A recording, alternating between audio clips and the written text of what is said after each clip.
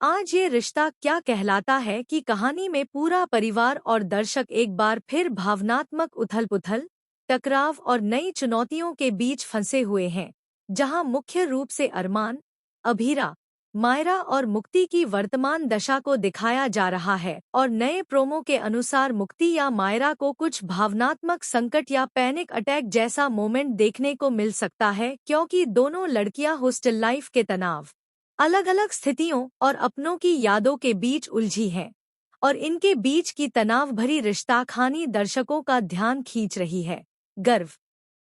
चिंता और प्रतिबद्धता के बीच जहां मायरा को हॉस्टल में मां की याद आती है और वह घबरा जाती है तो मुक्ति भी अपनी भावना और दबावों से जूझती है। और इसी बीच अरमान अभीरा की कहानी भी आगे बढ़ रही है जहां वे दोनों अपने अपने तरीके से अपने बच्चों के भविष्य और अपने खुद के अतीत से जूझते दिखते हैं। पिछले कुछ एपिसोड में आपको दिखा कि अरमान और अभीरा अपने अपने भावनाओं के साथ संघर्ष करते हैं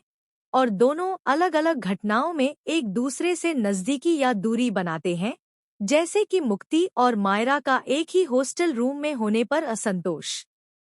और टकराव का पल मौजूद है और यह राइवलरी उन्हें बार बार उलझा रही है, जबकि मायरा के हॉस्टल में घबराने और अतीत की यादों के चलते भावनात्मक मुद्राएं बन रही हैं और अरमान अभीरा दोनों ही अपनी बच्ची के लिए चिंता करते हैं। पिछले एपिसोड में अरमान और अभीरा ने अस्पताल या स्कूल के सीन्स में एक दूसरे को मैया मुक्ति के दाखिले के समय पास पास देखा लेकिन नहीं मिले और यह टूटा जा रहा सिलसिला आगे की भावनात्मक परतों को खोलता है, जैसे कि दोनों को अपनी अपनी गलतियों और अतीत में हुए डिसीजंस का सामना करना होता है। पिछले